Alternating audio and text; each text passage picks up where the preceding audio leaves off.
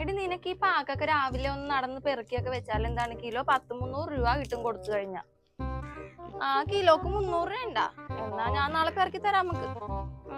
അമ്മ ഇതന്നെ എടുക്കണ വാക്ക് വിളിക്കണ.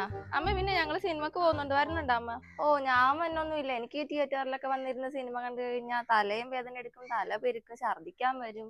ഞാനൊരു കാര്യം ചെയ്യാം, ഞാൻ നിന്റെ പെങ്ങളോടും അളിയനോടും വിളിച്ചു പറയാം, നീ ടിക്കറ്റ് ബുക്ക് ചെയ്തോ, അവരും കൂടെ വരട്ടെ. അതെന്തിനാ? 2 ആഴ്ച മുന്നേ ഞങ്ങൾ അവരുമായിട്ടല്ലേ പോയത്. ഇപ്പൊ അമ്മ വരുന്നുണ്ടെങ്കിൽ വാ, ഞങ്ങൾ കൊണ്ടുപോകാം.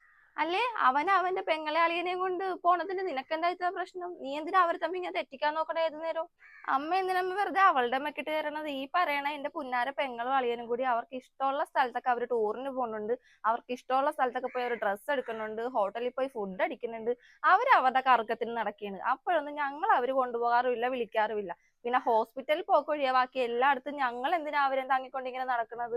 ഇത് എന്ത് വർത്താനം അമ്മ ഈ പറയണത്? ഞങ്ങൾക്കൊന്ന് സ്വസ്ഥമായിട്ട് എങ്ങും പോകാൻ പറ്റിയല്ലേ?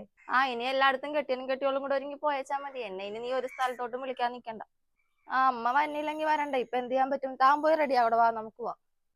ഏട്ടാ ഞാനെന്നാ ഒരുങ്ങാം. അവിടെ തലേണ മന്ത്രം കൂടി കൂടി കൂടി ഈ ചെറുക്കനൊരു കാര്യം പറഞ്ഞാൽ കേൾക്കാതെ രണ്ടിനും 2 വഴിക്ക് ആക്കി.